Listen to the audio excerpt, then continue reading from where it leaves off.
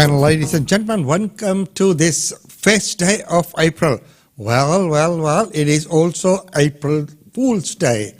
Well, I hope you have not been a victim of any of the pranks so far.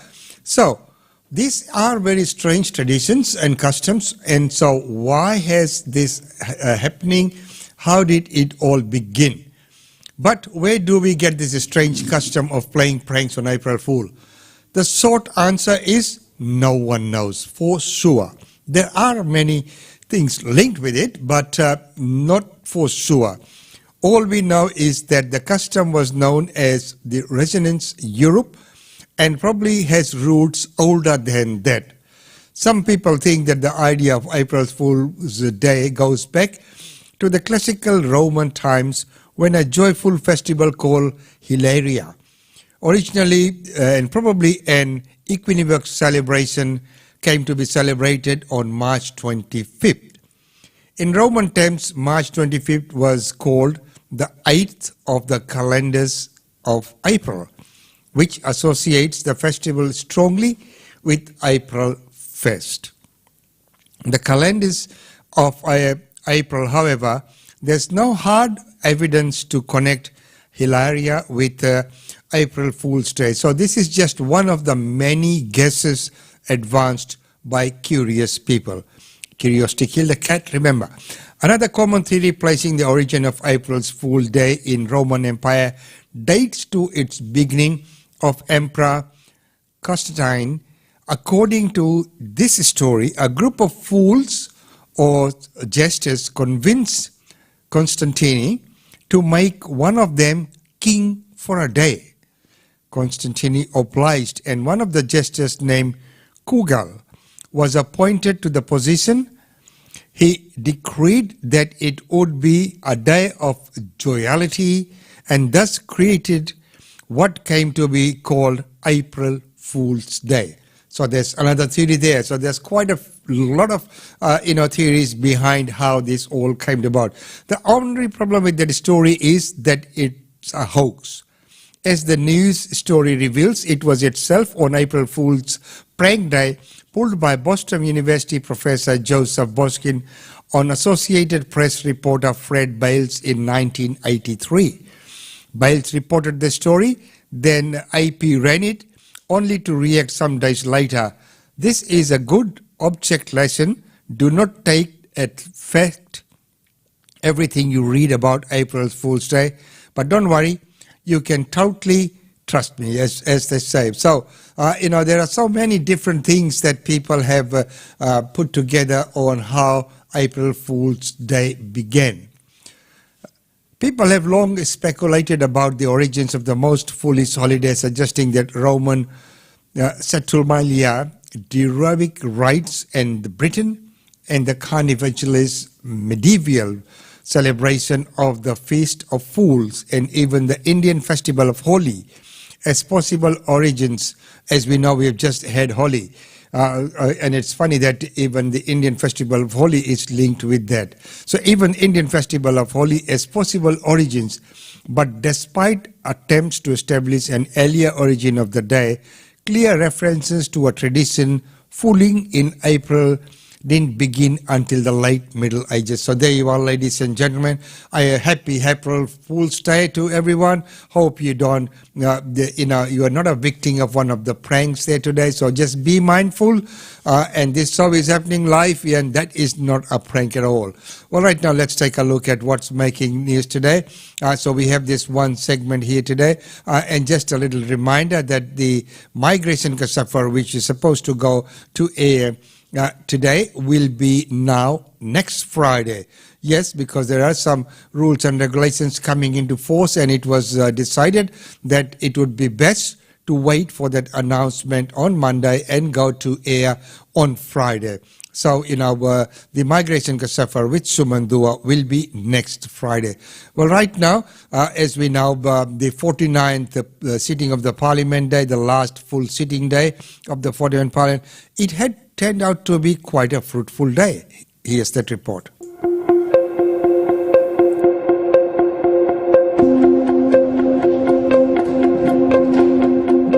This was the last full sitting day of the 46th Australian Parliament, and Canberra is now preparing to go into caretaker mode. Any plans, finally, Prime Minister, to visit the Governor-General in the coming days? No. Not going to be calling an election by the end of the weekend? No, I mean, we've got work to do. There's plenty of speculation about the precise day we'll go to the polls. When's the election going to be? May 14? It'll be in May, the middle of May. But as they leave the capital, Liberal backbenchers, nervous at being so far behind in opinion surveys, are asking themselves whether this week's budget is really enough to help them sandbag their seats. I know there's a lot of cynicism. Oh, yeah, well, it's an election budget. I mean, of course it's an election budget. There's one every 3 years. Having said that, there's a whole lot of things that people were in crisis. Something had to be done. And so it was very much a cost of living budget. Veteran Liberal MP Warren Entsch holds the Cairns-based electorate of Leichhardt and has been the local member for about 22 of the past 25 years. There we go. He believes the budget's one-off cash payments and fuel excise cut will help claw back some support and genuinely ease pressure on families. But he fears recent events will lead to a big protest vote at this election. Are you worried the electorate is angry about plagues, floods, fires, wars? I mean, there's a bit going on. Don't forget pestilence. Pestilence as well. We had the mouse plagues as well. Of course. And it's getting stirred up, you know, the likes of the Palmer Party, freedom, a pox on all the parties, of course. So people are frustrated.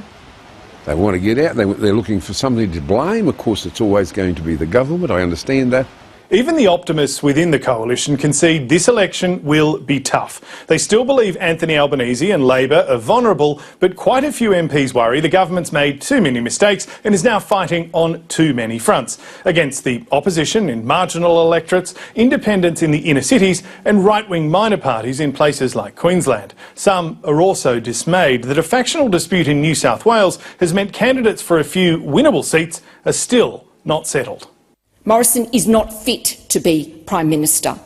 That bitter dispute, of course, has already led to this extraordinary Senate spray by Liberal Concetta Fierravanti-Wells, who on Tuesday night labelled the Prime Minister an autocrat and a bully after losing her pre-selection. Ministers continue to face questions about her allegations and have been forced to defend the party's processes. I think that 500 people at a pre-selection is a very democratic process, certainly not the one that Kimberley Kitchen faced. It's a damn sight more than you ever see at a Labor Party pre-selection. Crossbenchers are also using the moment to air their own character assessments of Mr Morrison. I have no doubt that he is a bully. I've dealt with him one-on-one. You know what? He got everything he deserved from Connie this week, and quite frankly, good on her. It's been a long time coming. How damaging is that, though? Of course it is. Multiple people saying that he's a liar and, I mean, the rest of it. Yeah, well, I think you need to put it into context. Whatever the process was, there was more than Scott Morrison that had the vote. She lost and showed that she's a pretty sad loser. Amid the fighting and spruiking of short-term electoral sweeteners, this week one of the key longer-term problems facing the Commonwealth has been overlooked. The cost of running the country is increasing more than the amount of money coming in, and without structural change to fund long-term goals like growing the Defence Force, improving aged care and tackling climate change, some economists fear deficits will be a long-term feature, and they worry this makes the nation more vulnerable to unexpected events. Like, for instance, the Russian invasion of Ukraine, which continues to feed global uncertainty. This evening, the war-torn country's President, Volodymyr Zelensky, addressed a special joint session of both houses. Mr President, on behalf of the Parliament of Australia. Scott Morrison using the occasion to pledge $25 million more towards defensive military equipment, and from tomorrow an additional tariff of 35% will be slapped on imports from Russia and Belarus. Yes, you have our prayers, but you also have our weapons. But Ukraine wants more, and the President urged our leaders to consider sending Bushmasters, a 12-ton Bendigo-built armoured troop-carrying vehicle. In Ukraine, they will do much more for our common freedom, our common security, than staying parked on your land. As the President finished, he was farewelled with a standing ovation. A brief moment of bipartisanship and unity ahead of what promises to be a hostile election campaign.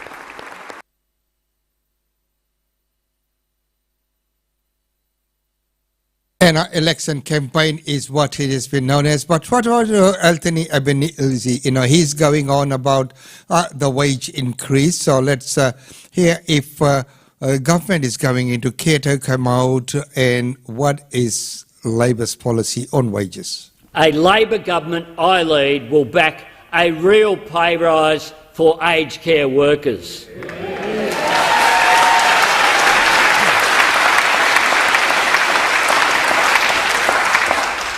At the start of this year, the Prime Minister announced a one-off pre-election payment for aged care workers. This week it was reported that over 90% of them, due in March, still haven't received a cent.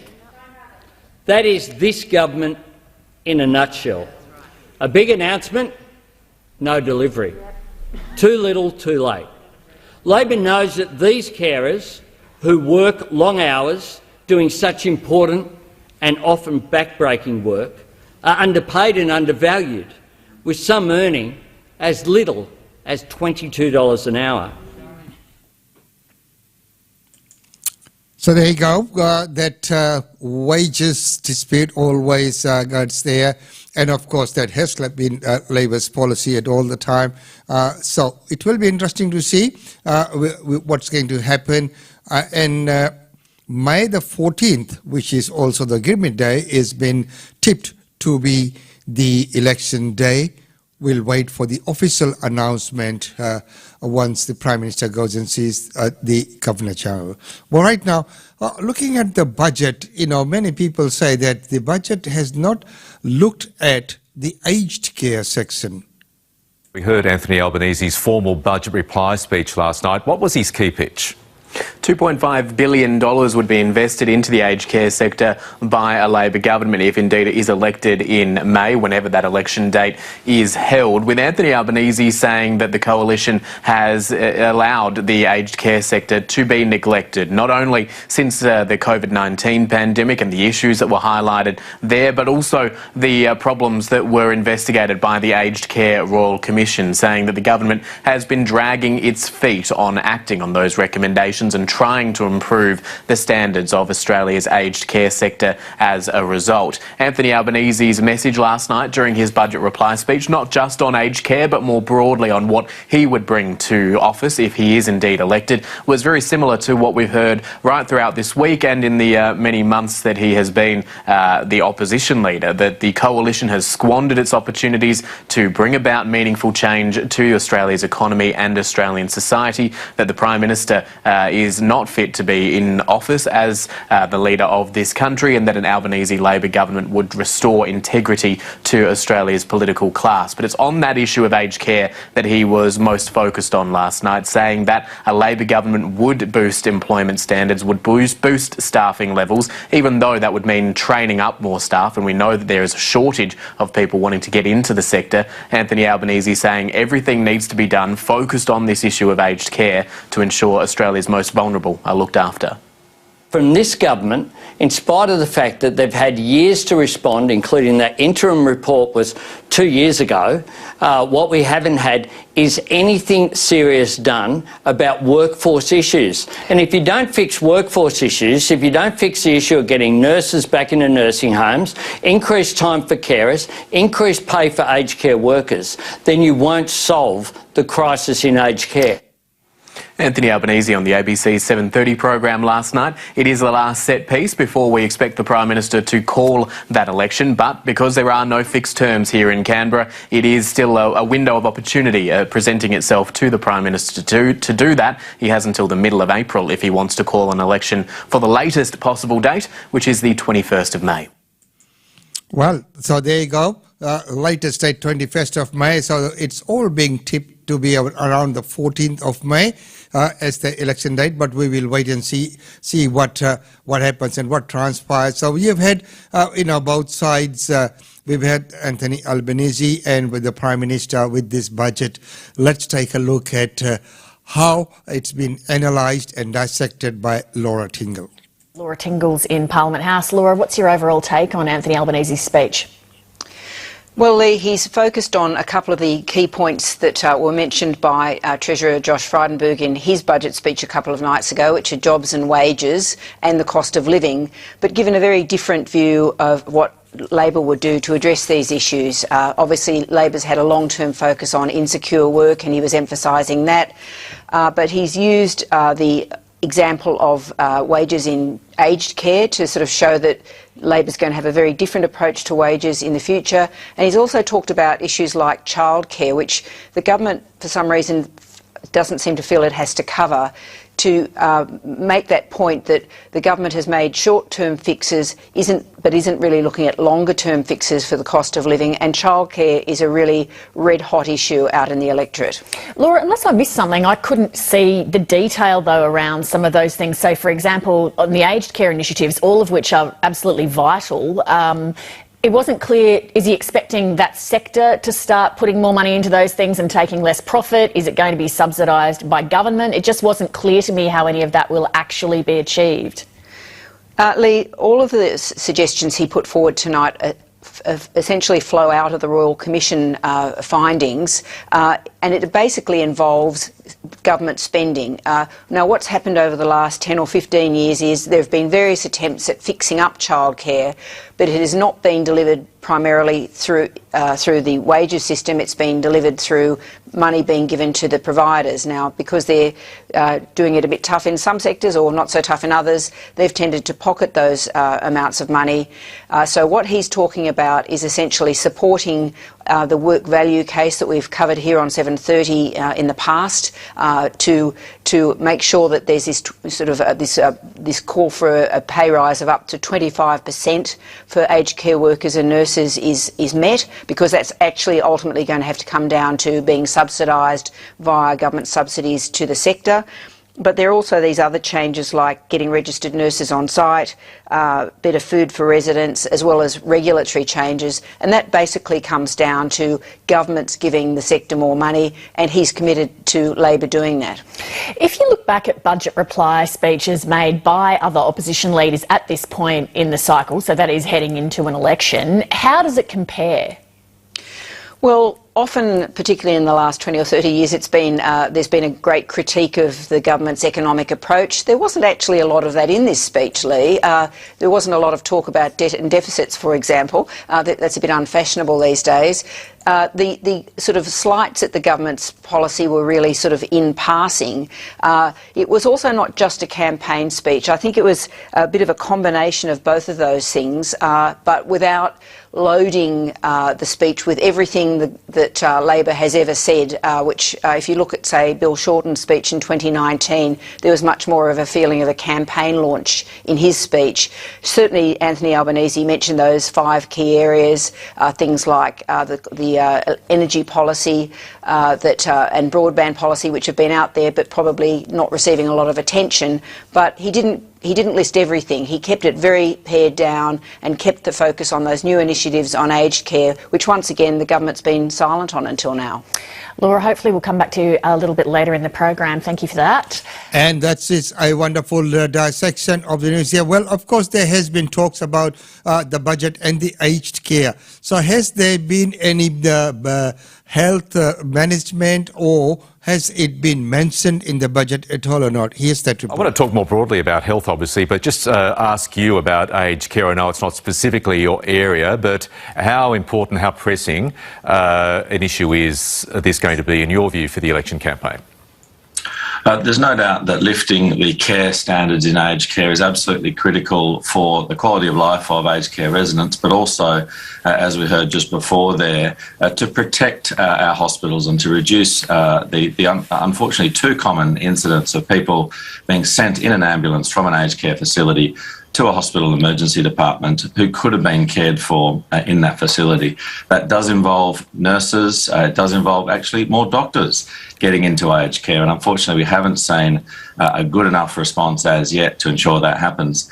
Now, the $2.5 billion announced in the speech yesterday from Anthony Albanese is a pretty small amount of money when you compare with the almost $18 billion in the government's response. So I'm not sure how much that difference that's really going to make. And of course, a 25% increase in wages, whilst sorely needed, will have a much bigger price tag than that. So I think there's a little bit of smokes and mirrors still here, and there's an opportunity for both parties to really clarify where they stand on these issues. Okay, looking more directly in your portfolio, health, are you generally happy with what you got on that front from Josh Frydenberg on Tuesday night? I'm not sure what we got, Michael. The budget was absolutely not a health budget. It was at least a budget without any cuts to health, and that was something that we did fear as the government moved into a budget repair cycle. But of course, with an election around the corner, it's very difficult to cut health. But what was missing from the budget was any sense of acknowledgement of the public hospital crisis, the fact that our hospitals are in logjam, and there's nothing in the budget that will stop those ambulances being ramped up outside public hospitals. Similarly, in primary care, even the government's own promised investment in reform of primary care, promised at the last election in the 2019-20 budget, it's been pulled out, and we now have an unfunded primary care plan, which the AMA and many other stakeholders back, but there's no money behind it. And unfunded plans have got this habit of just disappearing into the ether over time. So what we're hearing very clearly from the Prime Minister is that health's had enough spending during the pandemic. It's cost enough. There's no more for health, and there's no more for GPs, because they got what they're saying is $100 million for telehealth over 4 years. But compared with a budget for primary care of about $50 billion, that $100 million is a drop in the ocean, and really the government need to take primary care reform more seriously. More worryingly, though, we're seeing no alternative from the opposition at this stage. They're playing a small target strategy on many things, but on health, there's been absolute silence so far from the opposition. It makes it really hard for Australians to who we know value health, who we know are going to vote on health. We saw it in South Australia. It's really hard for them to make that call, because right now we're not hearing anything on health from either party. We saw the impact health played on the recent South Australian election. It pretty much tipped the balance, and most people would agree on that. Do you see health playing a similar role in the federal election campaign?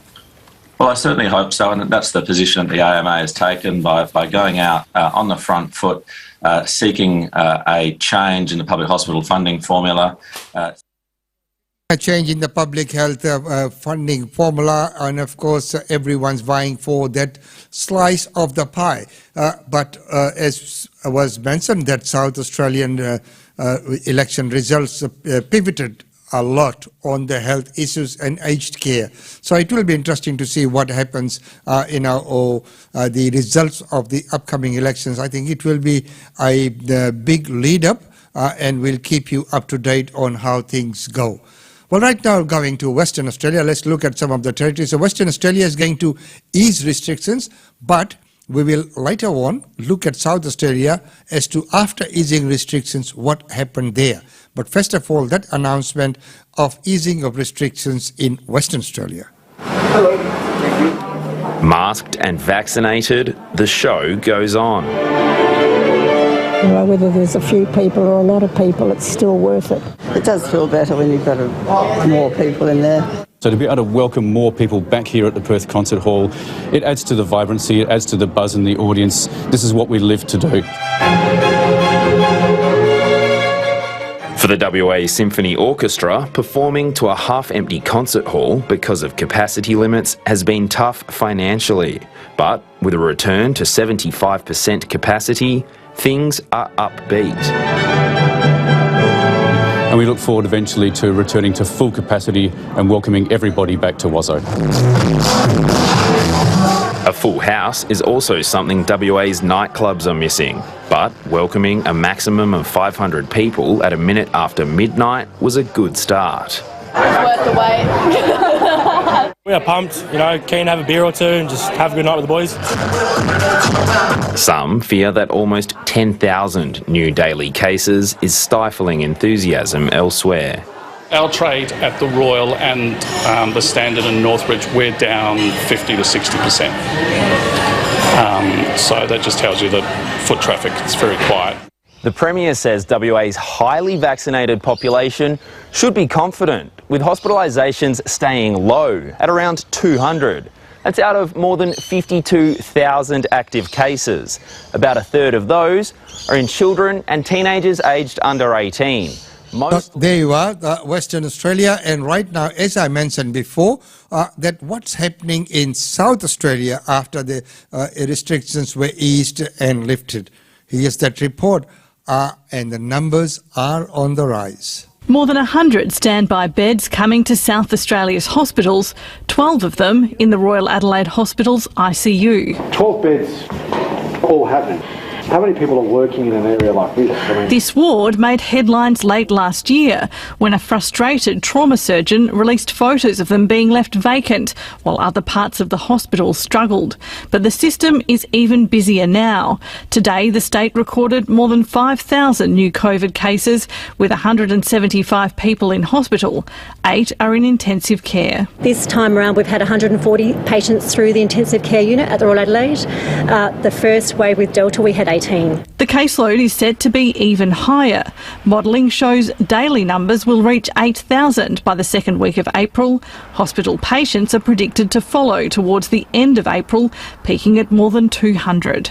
We want to make sure that as many beds as possible are being put online to acknowledge the surge in demand that is still likely to come our way. The government says there's physical space within the state's hospitals to open almost 200 beds, but they need to find the staff to cover them. That includes specialist skills required to treat people who are critically ill. Once they deteriorate, they become really, really sick. And when they're really, really sick, then it takes a lot of nursing staff, a lot of medical staff to manage their care. And what seems to be happening when they're quite sick, it goes on for quite a long period of time. Nurses like Joe don't grow on trees. They take years of training and to develop the skill and expertise. Medical experts say the best way to keep the pressure off hospitals is for more people to get boosted. Of course, more people to get boosted, and we've had some cases where even people with vaccination again, being victims of COVID. And also these days we found that there's a lot of youngsters, and here in Queensland, of course, the numbers are growing as well. And that was expected that once, things ease a bit, it will go out in the community, and we will need to learn to live with. Well, right now, before we go to the Daily India report, let's go overseas. First of all, to Sri Lanka, where people have taken to the streets after the situation there of the handling of the economy of the country.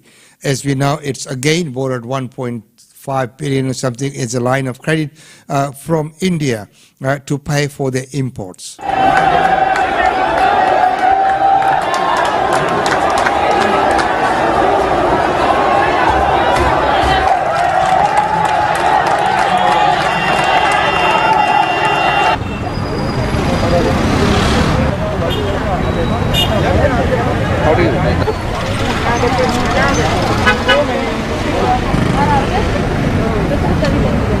They're outside. They are the petrol shed. So there you are, that's Sri Lanka, and right now what's happening in the Ukraine situation. Now, the President of Ukraine has used an historic address to Australia's Parliament to appeal for more support to fight off the Russian invasion. Volodymyr Zelensky addressed all members and senators virtually yesterday. For her reaction, we're joined now from Adelaide by Aliona King, the President of the Slava Ukrainian Cultural Centre. Great to speak to you this morning, Aliona. Good morning, Madeline. He got a standing ovation from all of the politicians present. What did you make of the speech? I was very impressed, and I heard Mr. Zelensky, our president, speaking to different nations in the past and speaking to our people. Every day we hear his speech, and I would like that not to happen ever again in history. I'm really pleased that he was here with us in Australia, but rather it's never happened. Things like this would not happen in our lives. Of course. He made some very specific requests. He requested Bushmasters, those armoured personnel carriers that we have. Simon Birmingham has said that the government's considering it. We've already sent coal, military systems, weapons, food, medical supplies. What do you think of Australia's response? Have we done enough to assist Ukraine?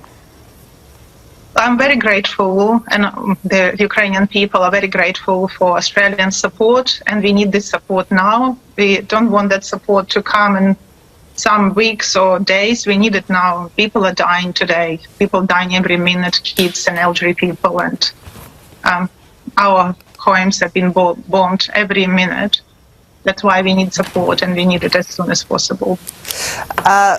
There are peace talks that are ongoing at the moment between Ukraine and Russia. How much hope do you actually have of a solution there, Aliona?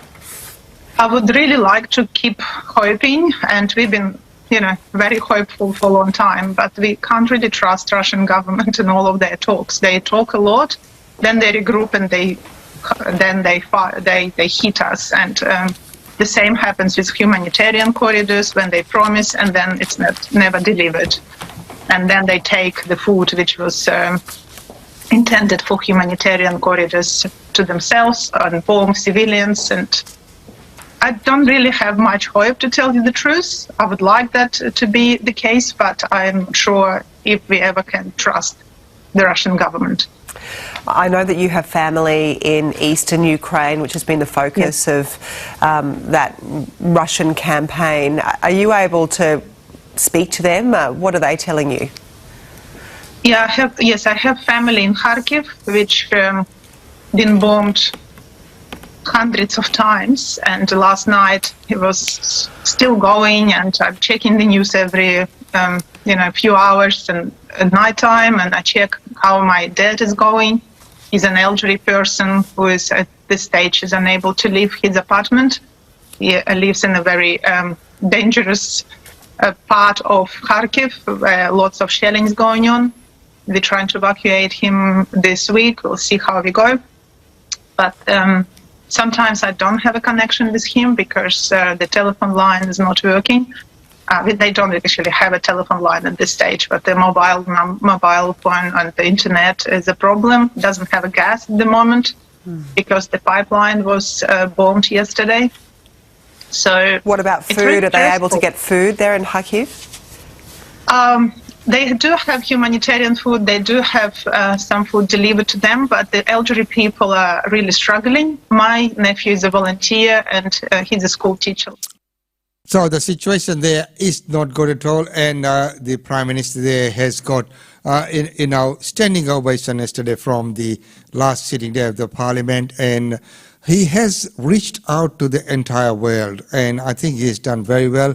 Hope that those talks that are happening, that something fruitful does eventuate from that. But right now it's time to go to our daily India report. Welcome to Daily India Report that brings you glimpses of the changing India. In our first story, addressing the BIMSTEC summit, Indian Prime Minister Narendra Modi said the situation in Europe has raised questions about the stability of international order. Modi was addressing the 5th summit of Bay of Bengal Initiative for Multi-Sectoral Technical and Economic Cooperation, BIMSTEC, called for prioritizing regional security and cooperation, saying the developments in Europe have raised questions about the stability of the globe order. He encouraged member nations to make the Bay of Bengal the bridge of connectivity, prosperity and security. At the summit, member nations have adopted the BIMSTEC Charter to give the grouping an international identity and lay out the basic institutional architecture to carry out its work. Modi said India will provide the BIMSTEC Secretariat with $1 million to increase its operational budget. The landmark summit will write a golden chapter in BIMSTEC's history, said Modi. Besides India and Sri Lanka, the BIMSTEC comprises Bangladesh, Myanmar, Thailand, Nepal and Bhutan. India has been making concerted efforts to make BIMSTEC a vibrant forum for regional cooperation as initiatives under SAARC have not moved forward for a variety of reasons. The summit saw the signing of 3 BIMSTEC agreements to boost ongoing cooperation activities. These include the BIMSTEC Convention on Mutual Legal Assistance in Criminal Matters, MOU on Mutual Cooperation in the Field of Diplomatic Training, and the Memorandum of Association on Establishment of the BIMSTEC Technology Transfer Facility. With 21.7% of the world's population and combined GDP of $3.8 trillion, the BIMSTEC has emerged as an influential engine of economic growth.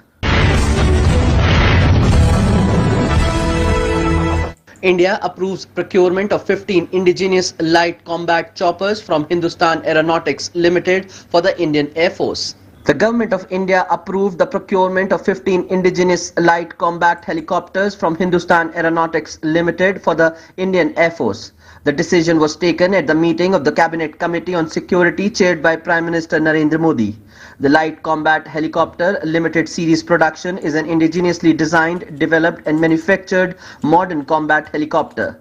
Its production has cost rupees 3,887 crore along with infrastructure sanctions to the tune of rupees 377 crore. This light combat helicopter is equipped with the required agility, maneuverability, extended range, high altitude performance and round-the-clock all-weather combat capability to carry out roles of combat, search and rescue, destruction of enemy air defense, counter-insurgency operations, high-altitude bunker-busting operations, etc. The state-of-the-art technologies and systems compatible with stealth features like the reduced visual, aural, radar and IR signatures and crashworthiness features have been integrated into the combat chopper for deployment in combat zones. The manufacturing of the LCH by the HAL will give a further push to the Atmanirbhar Bharat initiative and boost the indigenization of defense production and the defense industry in the country. The decision to procure the light combat choppers comes amid the three services continuously working on enhancing the combat capabilities in view of security challenges facing the borders with China. On a visit to India, Germany's top diplomat and foreign and security policy advisor to the Chancellor says Russia must be pushed back from Ukraine. Jens Plotner explains how the Russian invasion impacts India and said the failure to push back Russia's invasion of Ukraine could have very negative consequences across the world. Otherwise, he said this would encourage other big countries to resort to similar actions against smaller neighbors. Plotner said he hoped the Indian side will deliver a clear message about the conflict in Ukraine to Russian Foreign Minister Sergei Lavrov during his visit to New Delhi.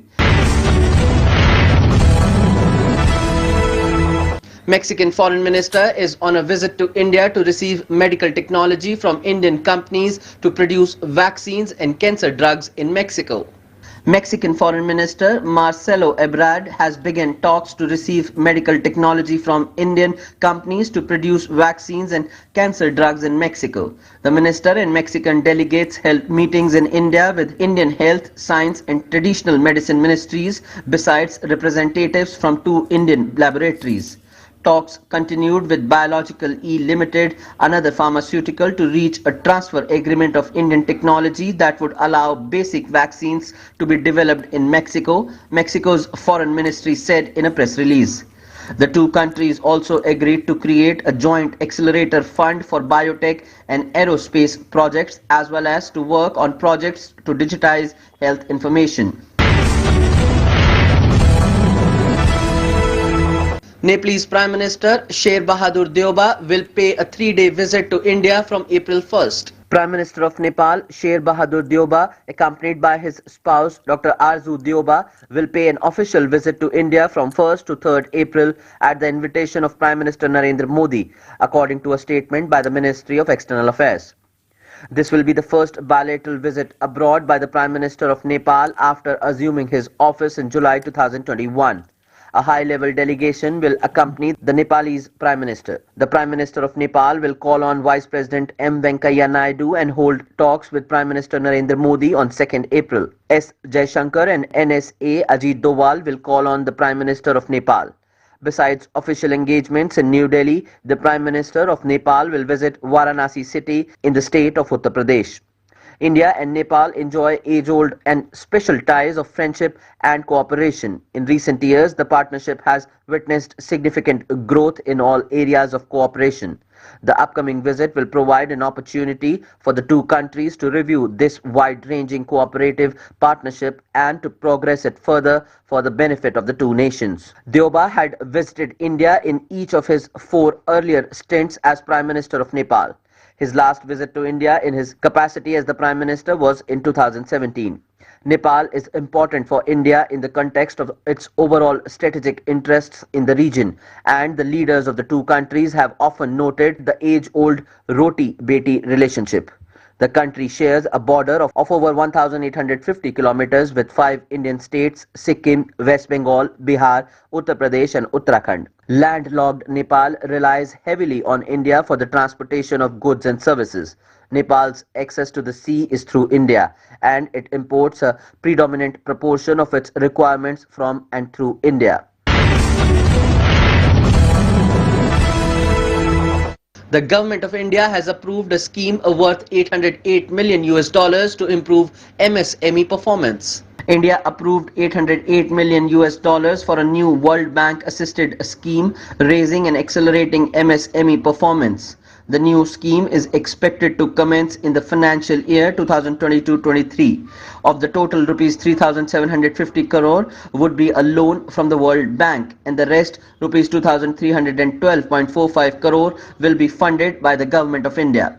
Aimed at improving access to market and credit, the RAMP is also focusing on strengthening institutions and governance at the centre and states, improving centre-state linkages and partnerships, addressing issues of delayed payments as well as greening MSMEs.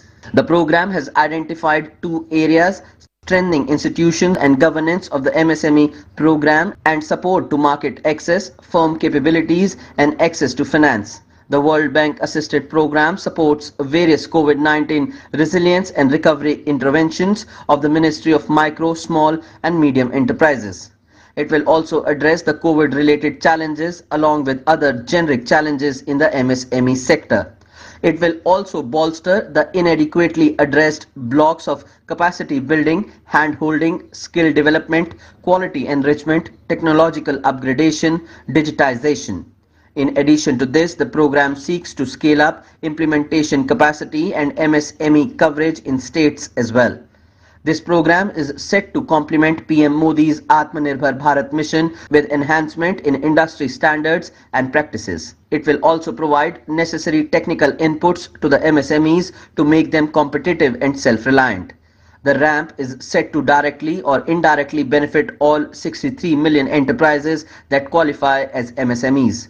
Around 5.55 lakh MSMEs are specifically targeted for enhanced performance, and an increase of over 70,000 women MSMEs is envisaged. Along with this, all states and union territories will be invited to prepare strategic investment plans under this program and placed under the SIPs to be funded as per their appraisals. The makers of Hurdang, starring Sunny Kaushal, Nusrat Bharucha and Vijay Verma, have dropped the trailer. Bollywood films are traversing less travelled path. Soon to be released film Hurdang features Sunny Kaushal in the lead role as a middle-class Uttar Pradesh state boy who aspires to be an IAS officer but ends up quitting his dream to fight against reservation. The film is helmed by Nikhil Nagesh Bhatt and produced by T-Series, Karma Entertainment and Gothic Entertainment. The 2-minute 59-second trailer is set in the backdrop of Uttar Pradesh and it focuses on the issue of reservation. The trailer also shows Sunny's romance blossoming with Nusrat Bharucha. Vijay Verma is seen in the role of an influential student leader who controls college politics. The trailer chronicles the journey of Sunny as he sacrificed his goal and gets involved in dirty politics and switches his aim to become an MLA. It may be recollected that in 1990, India was rocked by protests against the implementation of the Mandal Commission's recommendation of a 27% quota in government jobs and public universities for other backward classes. Its writer-director Nikhil Nagesh Bhatt has adapted the story into the romantic drama that shows what transpired in those few months. That's all for this bulletin of Daily India Report.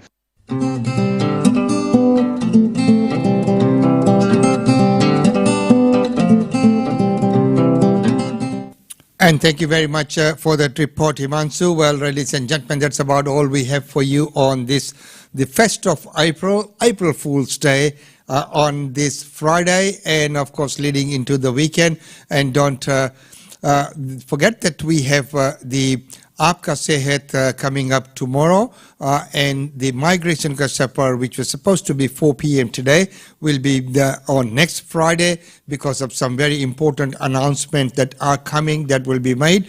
So to incorporate all of those, it was decided to shift it off by another week. It will be wonderful to get all the latest news on that as well.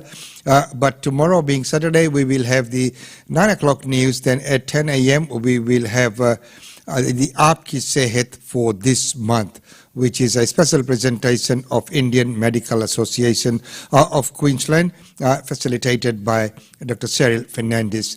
That's coming up tomorrow. And of course, it is wonderful to see that some of the functions and events are now again taking place. Let's take a look at them.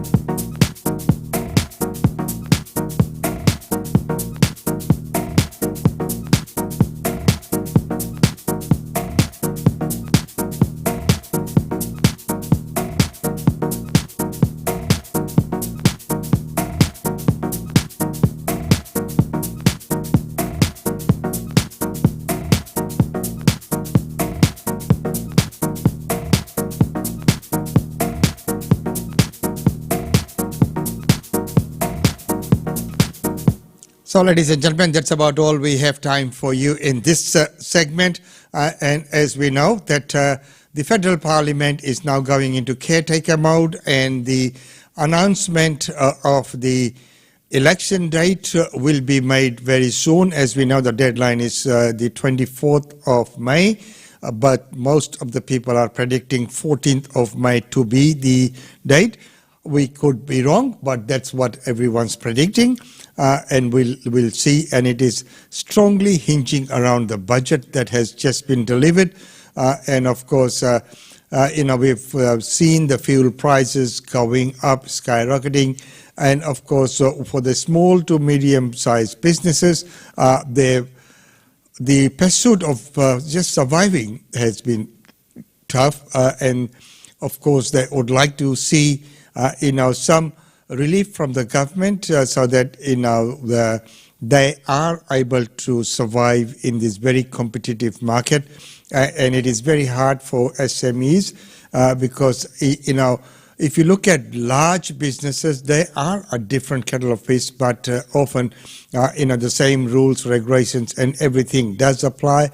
So there must be some special incentives or some way that some cutting of the red tape or things like that could help the SMEs.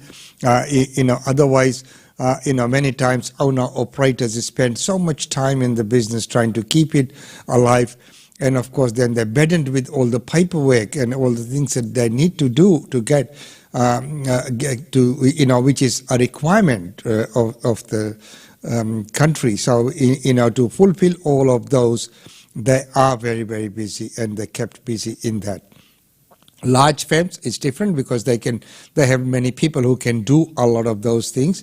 And for small businesses, it's just not financially viable, possible to have people doing all that because there would not be enough income to cover that wages. As simple as that.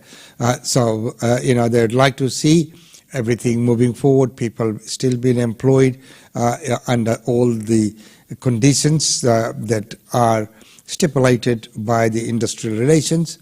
So there you are. It's food for some thought, and looking at a wonderful weekend for everyone. Temperature now 24 degrees and sunny here in Brisbane.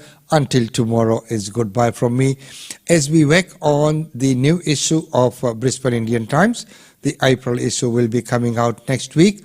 So if you had an article or some submission to be made, today is the day. Otherwise, you'll miss out.